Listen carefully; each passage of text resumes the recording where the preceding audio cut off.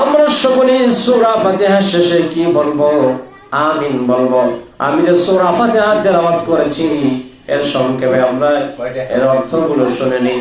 আল্লাহ রাব্বুল আলামিন যে এখানে বলে দিয়েছেন আলহামদুলিল্লাহি রাব্বিল আলামিন, সমস্ত প্রশংসা একমাত্র আল্লাহ তাআলা, যিনি সৃষ্টি জগতের রব, সমগ্র পৃথিবীর বাদশাহ, সমগ্র পৃথিবীর মালিক, একচ্ছত্র মালিক, সব কিছুর মালিক, আসমানের মালিক, জমিনের মালিক, হায়াতের মালিক, মওতের মালিক, ইহকাল পরকাল সব কিছুর মালিক একমাত্র কেবলমাত্র শুধুমাত্র আল্লাহ তাআলা। সুবহানাল্লাহ, ঠিক কি না?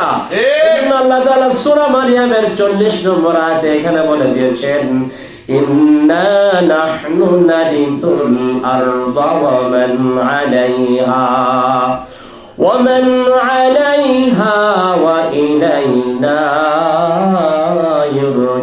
يرجعون। الله أكبر، الله أكبر।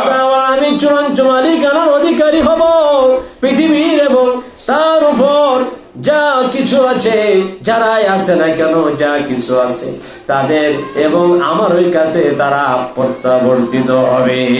সুবহানাল্লাহ, কার কাছে ফিরে যেতে হবে?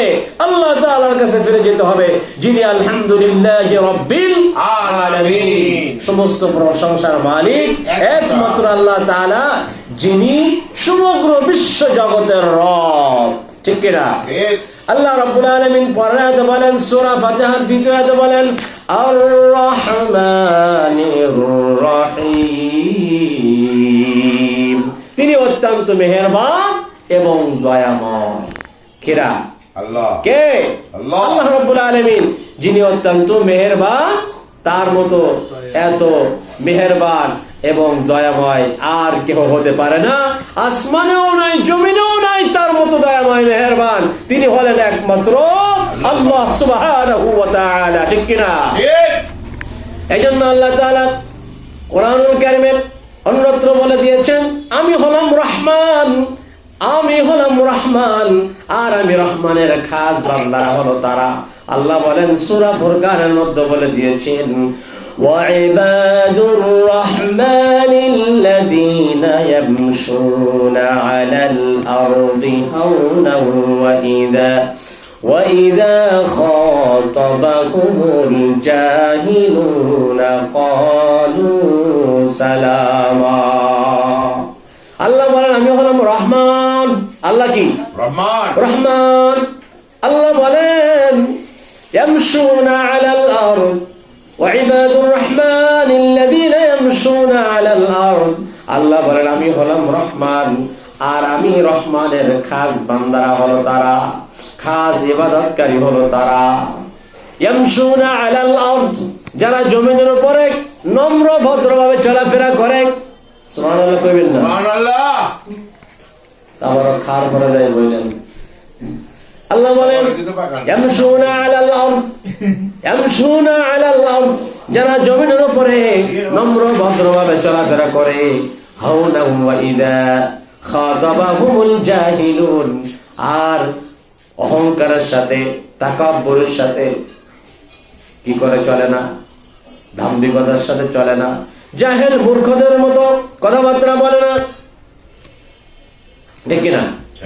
অহংকার তাকাব্বুরি বড়াই করে চলে না, নম্র ভদ্রভাবে চলাফেরা করে এবং জাহিল মূর্খদের মতো কথাবার্তা বলে না। আর যখন কোন জাহিল মূর্খরা তাদের সঙ্গে কথাবার্তা বলে, কাদের সঙ্গে? আল্লাহর খাস বান্দারা হলেন তারা যারা জমিনের উপরে নম্র ভদ্রভাবে চলাফেরা করে। আল্লাহ তাআলা বলছেন আমি হলাম রহমান, আর আমি রহমানের খাস বান্দারা হলো তারা যারা জমিনের উপরে নম্র ভদ্রভাবে চলাফেরা করে। তারা জাহেল মূর্খদের মতো কথাবার্তা বলে না। যখন তাদের সম্মুখে কোন জাহেল মূর্খরা মূর্খজনিত আচার আচরণ ব্যবহার যখন করে, তারা বলে ক্বালু সালামা।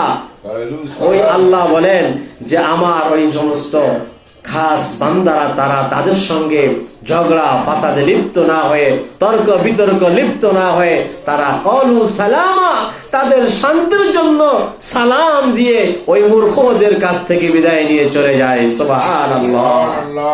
এই জন্য আল্লাহ তাআলা বলেন আর রহমানির রহিম, তিনি অত্যন্ত মেহেরবান দয়াময়, সে আল্লাহ ছাড়া আসমানে জমিনে আর কেউ হতে পারে না।